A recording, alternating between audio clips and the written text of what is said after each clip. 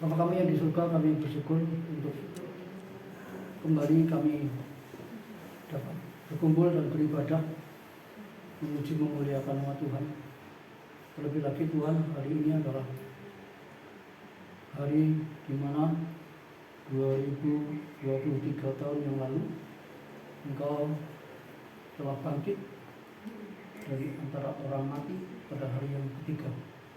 Kami bersyukur hari ini kami memperingati kebangkitan Kristus yang itu merupakan suatu kemenangan besar, di mana Kristus telah mengalahkan maut dan mengalahkan kuasa dosa, sehingga segala pekerjaan-pekerjaan kuasa jahat itu mulai dikalahkan dan Yesus keluar sebagai pemenang setelah berperang di dalam maut selama 3 hari untuk memberkati dan memberikan kepada kami kemenangan di dalam hidup kami. Terima kasih Tuhan buat kesempatan hari ini, dan hamba-Mu yang sederhana biarlah kiranya Tuhan Yesus, mohon kiranya Engkau menolong memimpin, kasih supaya firman Tuhan hari ini memberkati kami dan nama Tuhan dipermuliakan. Kuasai kami semua, kendalikan kami semua ya Bapa, dan juga berkati hati kami yang haus dan lapar akan Engkau. Biarlah Tuhan kami siap untuk diberkati oleh Tuhan. Terima kasih Bapak, dalam nama Tuhan Yesus kami berdoa. Amin. Amin.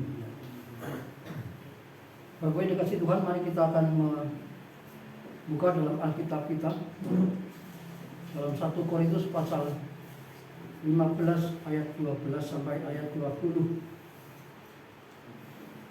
1 Korintus pasal 15 ayat 12 sampai ayat 20.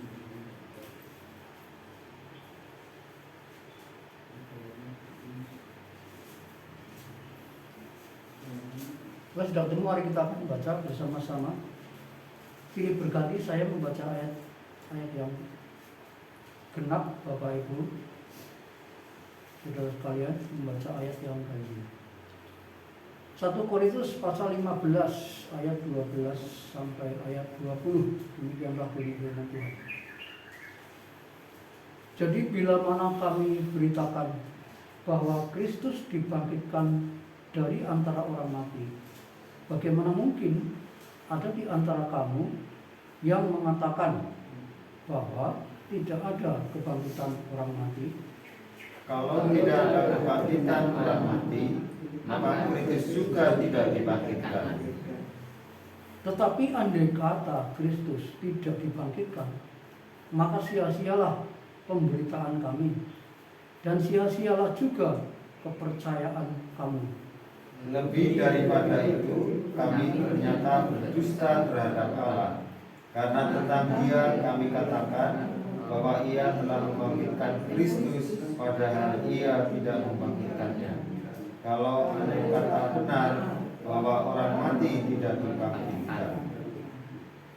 Sebab jika benar orang mati tidak dibangkitkan, maka Kristus juga tidak dibangkitkan. Dan jika Kristus tidak dibangkitkan, maka sia-sialah kepercayaan kamu, dan kamu masih hidup dalam dosa. Demikianlah binasa juga orang-orang yang mati dalam Kristus. Jikalau kita percaya hanya dalam hidup ini saja, menaruh pengharapan pada Kristus, maka kita adalah orang-orang yang paling malang dari segala manusia. Kita baca bersama-sama ayat 20, 1, 2, 3. Tetapi yang benar ialah bahwa Kristus telah membangkitkan dari antara orang mati, sebagaimana dari orang-orang yang sudah meninggal. Amin. Baik Bu, saya memberikan judul khotbah dalam teks ini adalah Kristus bangkit, kekristenan melejit. Jadi ini memang kebenaran Bapak, bahwa Kristus itu sudah bangkit. Gitu. Maka dengan adanya kebangkitan Kristus itu, program-program Allah, yaitu kekristenan, yaitu membangun kerajaan Allah, itu pasti akan melejit, pasti akan berkembang, pasti akan bertambah maju, gitu ya. Walaupun kenyataannya bisa kita lihat bagaimana perkembangan kekristenan sekarang ini, gitu ya, jatuh bangun. Tapi pada dasarnya bahwa kekristenan atau pelayanan atau hal-hal yang menyangkut dengan kekristenan itu sungguh-sungguh bertumpu kepada kebangkitan Kristus. Jadi kalau Kristus itu bangkit, sudah bangkit, maka kekristenan, gereja Tuhan, pelayanan itu mestinya bangkit. Kalaupun pada kenyataannya tidak maju, tidak melejit, tidak maju pesat, yaitu kembali kepada pribadi masing-masing, kembali kepada gereja masing-masing. Tapi sebenarnya sasaran dan tujuan Tuhan itu bukan melejit dalam arti jumlahnya besar, gitu ya. Gereja besar, jumlahnya besar, ribuan, puluhan ribu jemaatnya. Bukan itu yang menjadi sasaran Tuhan. Yang dikatakan kebangkitan Kristus itu bisa membuat pelayanan, bisa membuat banyak orang menjadi percaya Yesus, banyak membuat orang-orang percaya ini bertumbuh, diberkati luar biasa dan diselamatkan sungguh-sungguh. Itu yang terpenting, bukan jumlahnya itu berapa gitu ya, tetapi kualitasnya itu. Ya walaupun kita di sini mungkin sedikit, tetapi kita ada di tempat lain ada lagi begitu. Saya punya seorang teman hamba Tuhan juga, dan dia punya prinsip begini, Pak, saya tidak akan membangun gereja yang besar. Saya malah punya angan-angan membangun gereja itu dengan istilah gereja kereta api. Gereja kereta api. Jadi bangunannya itu kayak kereta api, memanjang gitu loh. Ya, kecil tapi memanjang, tapi tidak panjang sekali. Juga gitu Pak. Nah iya, kalau kita mau buat gereja-gereja besar cuma gedungnya saja yang besar, atau jemaatnya besar tapi kualitasnya itu tidak bagus, ya percuma saja menurut saya.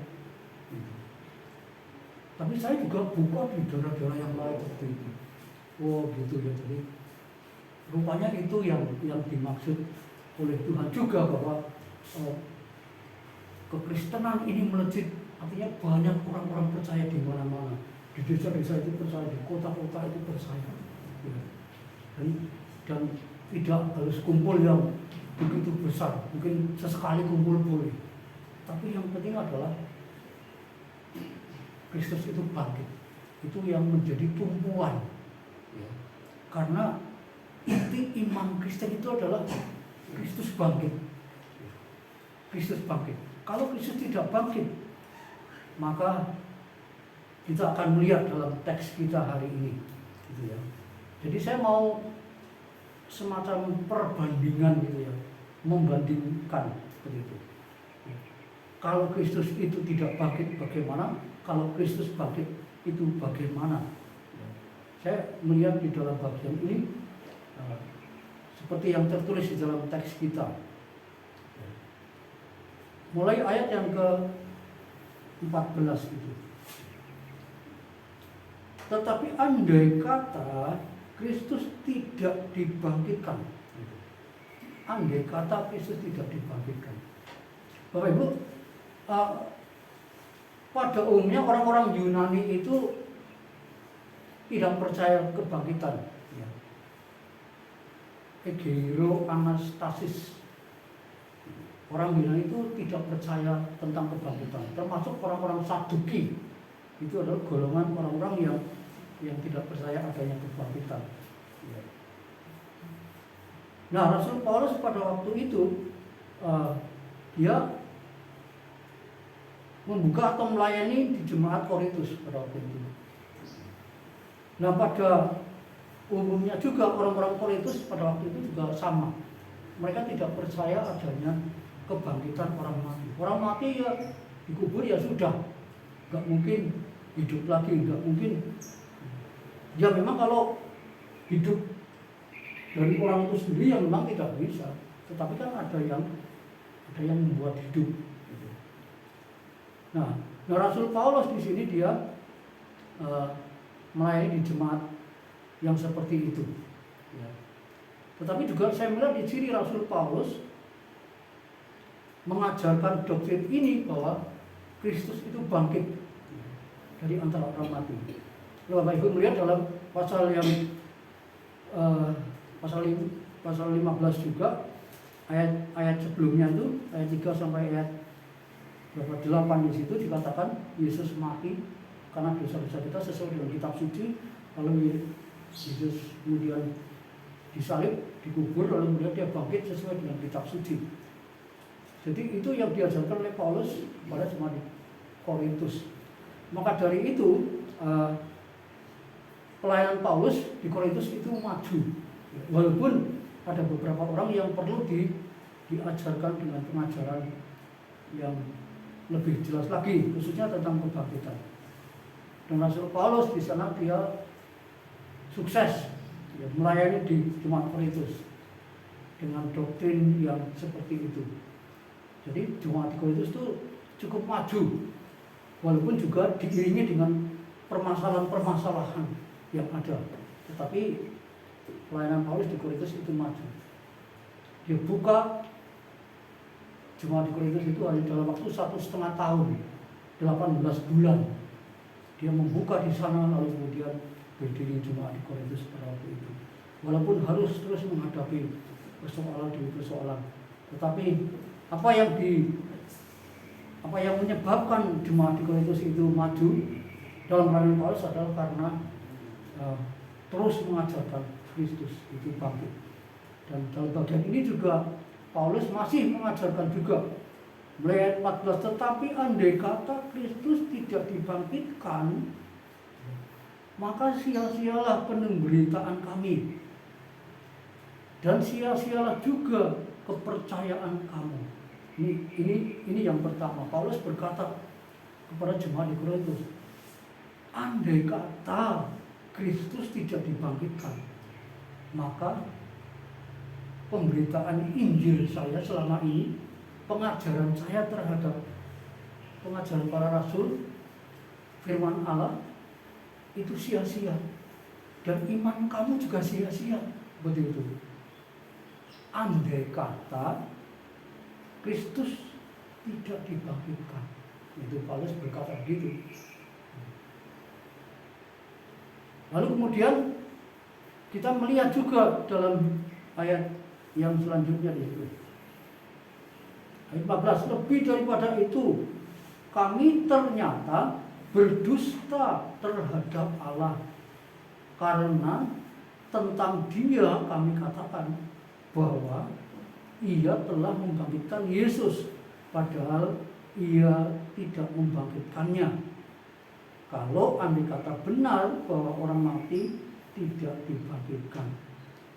Jadi kalau Paulus itu memberitakan adanya kebangkitan orang mati, itu Paulus itu berdusta kepada Allah, berdusta kepada Allah, karena Allah itu tidak mengajarkan seperti itu. Jadi berdosa kepada Allah. Oh, ini hal yang sangat sangat menyedihkan.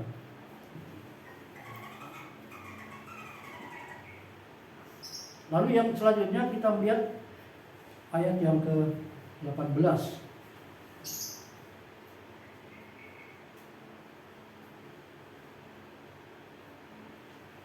Ayat 17 terakhir itu dikatakan, maka sia-sialah kepercayaan kamu dan kamu masih hidup dalam dosamu.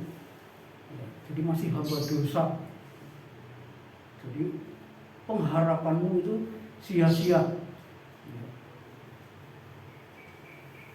Lalu kemudian ayat yang ke-19, jikalau kita hanya dalam hidup ini saja menaruh pengharapan pada Kristus, maka kita adalah orang-orang yang paling malang dari segala manusia. Nah itu andai kata Kristus tidak dibangkitkan, gitu ya. Kalau Kristus tidak dibangkitkan, yang terjadi itu seperti itu. Ya. Semua perbuatan, semua pelayanan, semua doa, semua PA, semua kegiatan-kegiatan gereja, kegiatan-kegiatan rohani, persembahan, penyembahan, pujian, ibadah, semuanya sia-sia, gitu ya. Kalau Kristus itu tidak dibangkitkan, semuanya sia-sia, semuanya sia-sia. Tidak ada artinya. Karena apa? Karena kita memberitakan kabar palsu, kita memberitakan Injil palsu, kita memberitakan Yesus palsu, kita memberitakan Mesias yang palsu, kita memberitakan bahwa Yesus itu penipu, kita memberitakan bahwa semuanya itu palsu.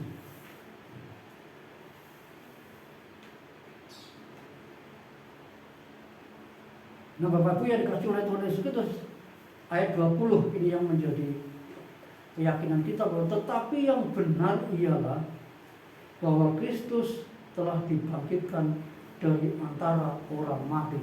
Ini.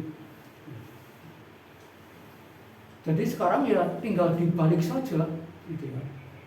Kalau tadi dikatakan andai kata tidak ada kebangkitan orang mati, atau andai kata Kristus tidak dibangkitkan,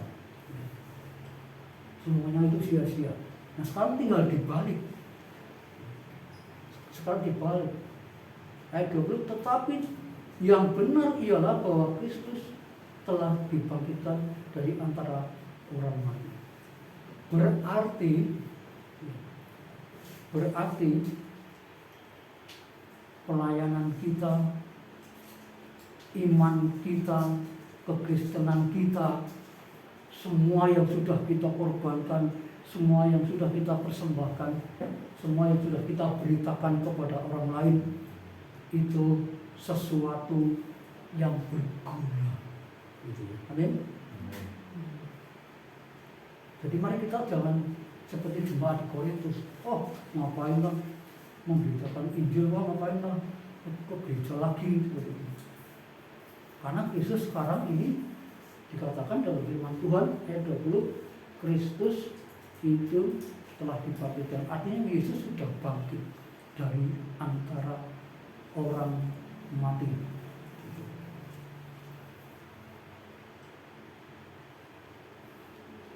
Jika kita memberitakan Injil atau mengadakan penjangkauan dengan berbagai macam cara, dengan berbagi sembako, dengan langsung kita memberitakan, atau dengan cara-cara yang lain, dengan buku atau dengan apa, itu tidak sia-sia. Sesederhana sekalipun apa yang kita lakukan, itu tidak sia-sia karena Kristus itu sudah bangkit. Ini yang menjadi dasar, ini yang menjadi titik tolak mengapa kita itu melayani, karena Kristus itu sudah bangkit. Bapak Ibu, kalau Kristus tidak bangkit dan Kristus itu masih mati dikubur, itu yang akan membuat kita sia-sia. Tapi ternyata Kristus itu bangkit, maka mengubah semua segala yang sia-sia itu menjadi tidak sia-sia.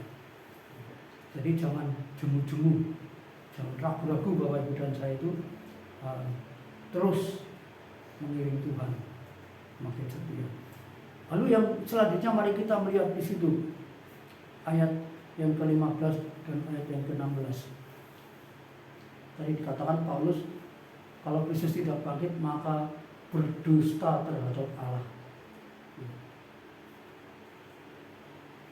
Di sini dikatakan bahwa Paulus berdosa terhadap Allah kalau Kristus itu tidak dibangkitkan, kalau tidak ada kebangkitan orang mati. Nah, Paulus di sini berkata bahwa apa yang dilakukan terhadap Allah itu adalah sesuatu yang memuliakan Allah. Kalau kemarin itu mendustai Allah karena Kristus tidak bangkit, kita beritakan Kristus bangkit. Padahal Allah tidak mengatakan begitu. Nah, kita memberitakan Kristus bangkit. Jadi kan kita mengada-ada gitu loh. Allah aja tidak memberitahukan, Allah saja tidak mengajarkan. Kok kita memberitakan Kristus itu bangkit? Berarti kan kita mengada-ada, kita merekayasa, dan itu mendustai Allah. Nah, ternyata Yesus itu bangkit, berarti kita itu justru memuliakan Allah. Apa yang kita lakukan kalau kita memberitakan Injil itu memuliakan Allah, dan kita menjadi hamba Allah.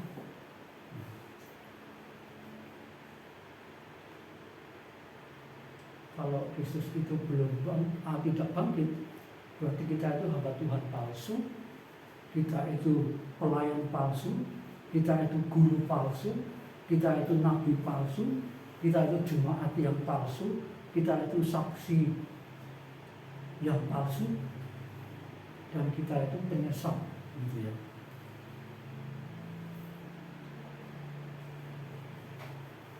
Dan bahkan kita itu pengecut, gitu. Tetapi karena Kristus itu bangkit, maka segala sesuatu yang kita lakukan itu memuliakan Tuhan, menyenangkan Tuhan, dan kita sendiri ini menjadi pelayan Tuhan. Jadi mengubah semua yang sia-sia menjadi tidak sia-sia. Jadi mari Bapak Ibu, kita tetap semangat walaupun kita melayani Tuhan dengan bentuk pelayanan yang kecil, sepertinya kecil, tidak ada pelayanan kecil, tidak ada pelayanan besar. Tuhan berkata, kalau kamu ingin menjadi yang terbesar, kamu melayani aku. Melayani Tuhan itu tidak harus pelayanan yang besar, pelayanan yang spektakuler, tidak. Tetapi yang jelas, kalau kita melayani Tuhan itu artinya Bapak Ibu bisa melayani Tuhan itu karena Kristus bangkit. Itu yang terpenting. Kita melayani bukan karena kita mampu, kita melayani bukan karena kita hebat, tetapi kita melayani itu karena Kristus bangkit. Jadi tidak ada hal yang sia-sia di hadapan Tuhan karena Kristus itu sudah bangkit. Mari kita lihat yang selanjutnya, ayat yang ke-17. Karena Kristus Yesus itu telah bangkit, ayat 17 itu, maka kepercayaan kita, iman kita tidak sia-sia.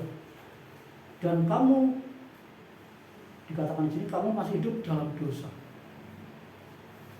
Nah, sekarang Kristus itu sudah bangkit. Tentunya kita sekarang bukan hamba dosa, tetapi kita sekarang menjadi hamba kebenaran.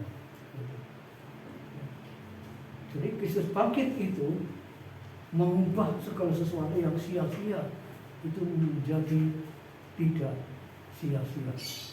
Mengubah status, mengubah keadaan. Kita sekarang adalah hamba kebenaran. Dan kita memiliki pengharapan yang tidak sia-sia. Dulu waktu kalau Kristus tidak bangkit, tidak ada pengampunan. Makin sukses berbuat dosa, loh siapa yang mengampuni? Nggak ada yang mengampuni. Jadi berbuat dosa terus, tidak ada pengampunan. Tetapi Yesus Kristus itu sudah bangkit. Jadi mari sekarang kita itu harus memiliki keyakinan bahwa Yesus itu sudah mengampuni dosa-dosa kita. Kalau Bapak Ibu masih merasa belum yakin diampuni oleh Tuhan, maka Bapak Ibu akan mempunyai efek negatif dosa.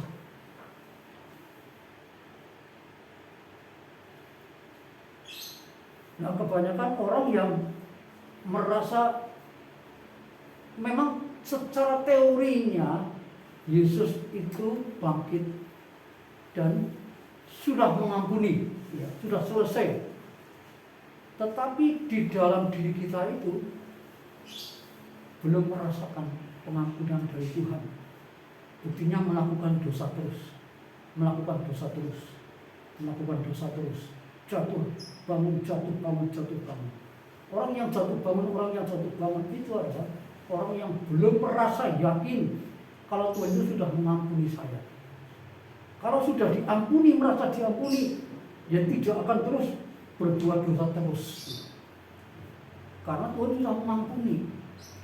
Bapak Ibu berbuat dosa terus, bukan supaya diampuni terus. Tapi Bapak Ibu diampuni oleh Tuhan, Bapak Ibu yakin, maka Bapak Ibu akan takut berbuat dosa.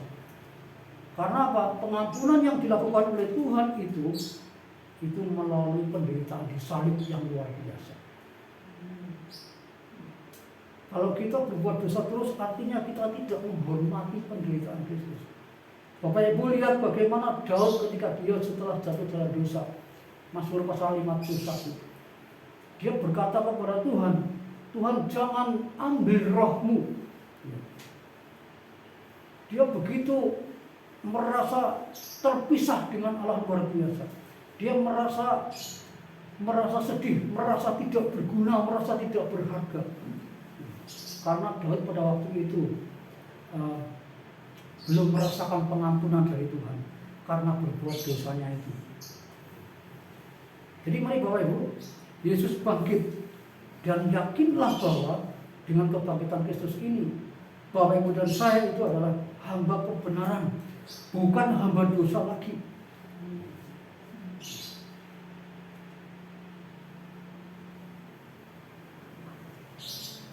Mari kita melihat ayat yang ke-19 sekarang. Jika kita hanya hidup dalam jika kita hanya dalam hidup ini saja menaruh pengharapan pada Kristus, maka kita adalah orang-orang yang paling malang dari segala manusia. Ini kalau Kristus tidak bangkit. Kita berharap kepada Kristus, kita orang yang orang yang cilaka, telaka berharap kepada Yesus. Yesus itu yang diharapkan tidak bangkit, tetapi ternyata Yesus itu bangkit. Berarti kalau kita menaruh harap kepada Yesus, kita adalah orang-orang yang berbahagia. Kita orang-orang yang berbahagia, bukan orang-orang yang malang. Kita menaruh harap kepada Kristus itu orang yang beruntung, orang yang berbahagia. Walaupun mungkin kita masih diizinkan menderita, walaupun kita masih menghadapi pencobaan, walaupun kita masih menghadapi penganiayaan atau hal-hal yang tidak menyenangkan, tidak masalah. Yesus itu bangkit. Kalau Yesus bangkit itu bukan berarti Bapak Ibu dan saya itu hidupnya enak, hidupnya semua serba ada, hidupnya serba kecukupan. Itu enggak baik. Tuhan tidak berjanji Yesus bangkit semua akan enak. Enggak. Malah sebaliknya Bapak Ibu. Ada pencobaan, masalah bertubi-tubi, selesai satu, datang satu, bahkan belum selesai masalah baru datang lagi dan seterusnya dan seterusnya. Tapi mari kita tetap menaruh harap kepada Tuhan. Karena segala tadi di atas kan sudah saya katakan, segala sesuatu itu yang sia-sia kalau Yesus tidak bangkit. Tetapi kalau Yesus itu bangkit, yang sia-sia itu menjadi tidak sia-sia. Yang sia-sia itu menjadi berguna. Jadi termasuk penderitaan, termasuk kesulitan, termasuk kesusahan yang diizinkan Tuhan dalam hidup kita, itu berguna Bapak Ibu.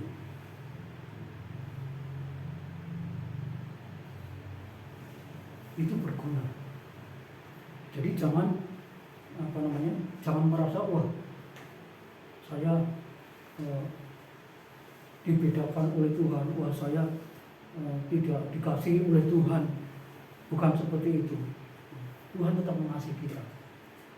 Dan Tuhan punya tujuan. Mengapa Bapak Ibu dan saya barangkali diizinkan oleh Tuhan menghadapi pergumulan, menghadapi persoalan. Tuhan pasti punya maksud, tujuan yang indah dari semuanya itu.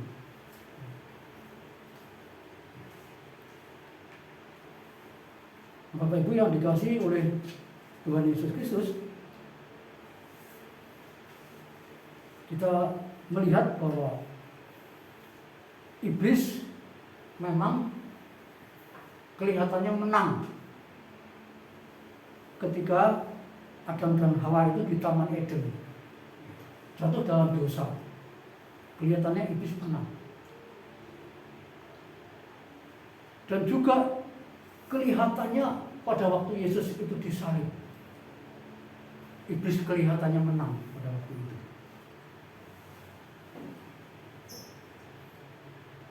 Tetapi rupanya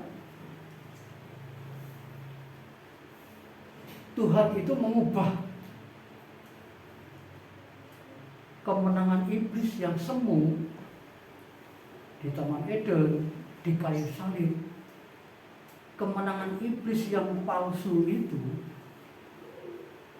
menjadi kehilangan semangatnya,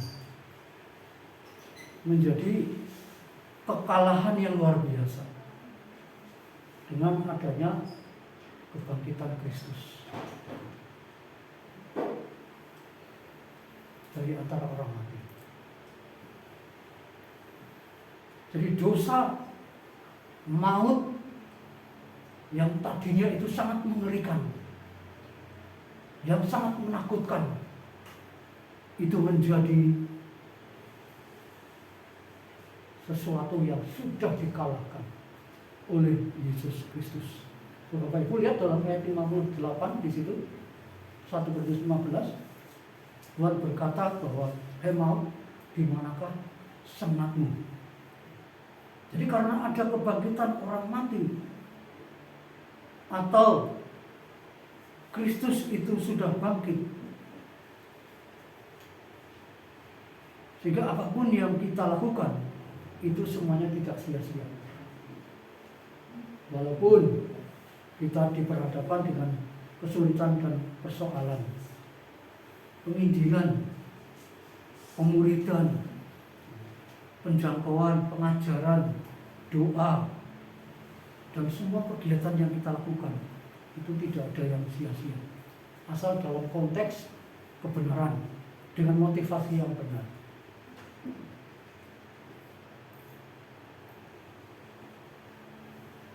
Kadang-kadang kita sering diperhadapkan kepada hasil. Kadang-kadang kita ragu-ragu, kadang-kadang kita bergumul, ikut Tuhan, melayani Tuhan, kok tidak ada hasilnya, kok tidak ada apa-apanya. Baik, kita perlu tahu, kalau kita punya pemikiran seperti itu, kita perlu tahu bahwa Yesus Kristus itu sudah mendapat kemenangan akhir. Oleh sebab itu kemenangan Kristus, Yesus bangkit ini artinya ini kemenangan Kristus ini mendorong Bapak Ibu dan saya untuk kita bisa menggunakan kesempatan hidup ini untuk kita melakukan bagi Tuhan.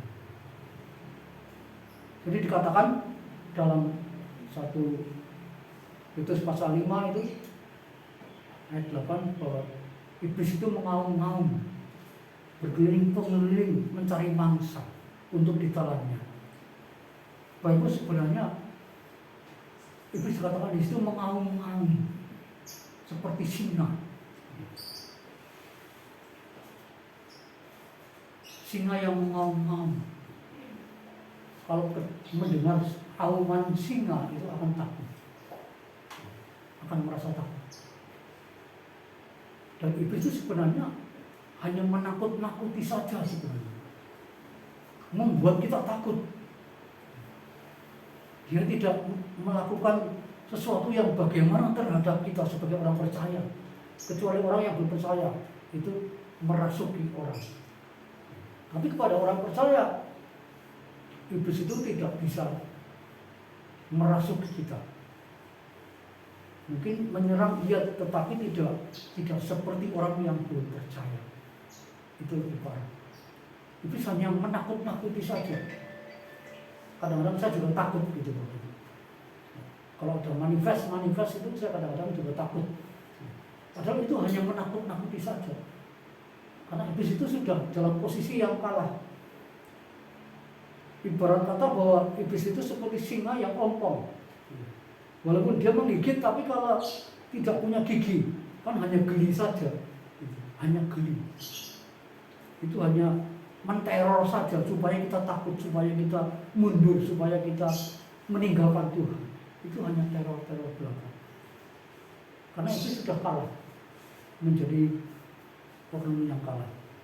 Walaupun itu masih berusaha untuk menyerang dan menjatuhkan kita, tetapi jangan takut. Oleh sebab itu dalam ayat 58 dikatakan, karena itu saudara-saudara yang kekasih, berdirilah teguh, janganlah goyah, dan giatlah selalu dalam pekerjaan Tuhan. Sebab kamu tahu bahwa dalam persekutuan dengan Tuhan, jerih payahmu tidak sia-sia. Dalam persekutuanmu dengan Kristus yang bangkit itu, jerih payahmu apa saja tidak sia-sia. Tetapi dalam konteks kebenaran, dalam motivasi yang benar.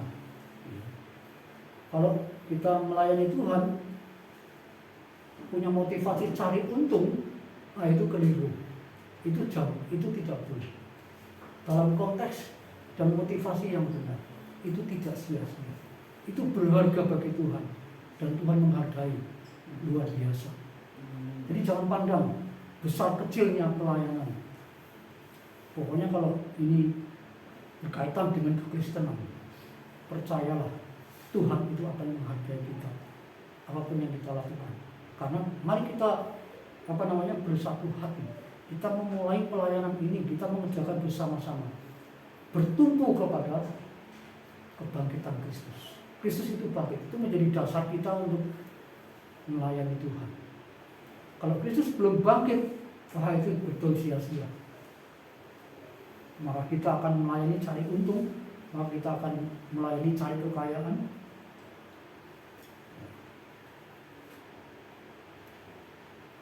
Dan itu sesuatu yang wajar, karena Kristus tidak bangkit. Tetapi sekarang Kristus bangkit. Dia mengubah segala sesuatu yang sia-sia itu menjadi sia-sia. Dia mengubah hati yang takut menjadi hati yang gembira. Maria Magdalena, Maria ibu Yakobus, Salome itu ketika datang ke kubur Yesus itu sudah kosong. Mereka datang berapi-api dari rumah untuk ketemu dengan Yesus, mau meminyaki Yesus begitu rupa. Udah semangatnya berapi-api luar biasa. Tetapi ternyata sampai di sana Yesus sudah bangkit, sudah pergi ke Galilea, dan mereka akan bertemu dengan murid-murid di sana. Lalu kemudian Maria dan wanita-wanita di situ takut luar biasa, ketakutan, karena Yesus hilang. Yesus hilang. Yesus yang sudah menyembuhkan dia, memulihkan dia dari 7 roh jahat itu, Maria Magdalena, itu hilang. Jadi dia merasa kehilangan sekali. Dia sudah dilayani Yesus luar biasa. Oh, Yesus hilang ya. Jadi dia takut, sedih.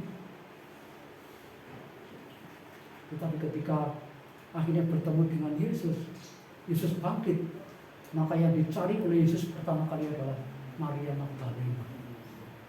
Wah, ketika ketemu dengan Yesus, Maria Magdalena itu, wah dia senang sekali sampai dia memegang kakinya Yesus itu. Oh, ingin menyembah, mencium kakinya. Yesus bilang, Maria, belum saatnya kamu seperti itu. Artinya Maria Magdalena itu luar biasa sukacitanya.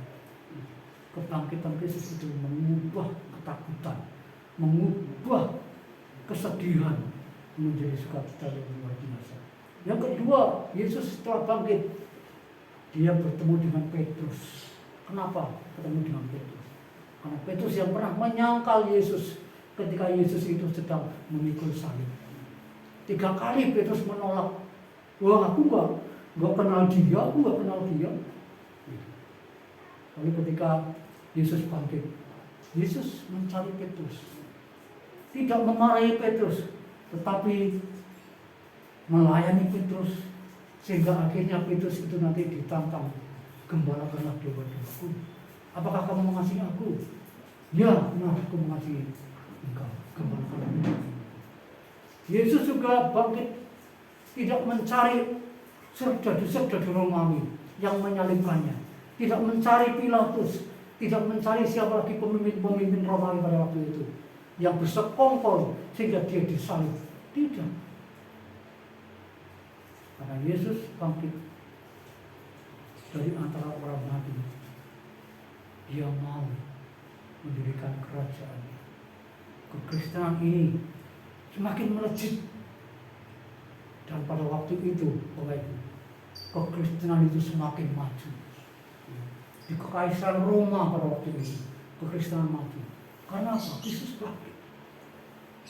Jadi Kristus bangkit, kekristenan melejit. Mari kita berdoa. Mari kita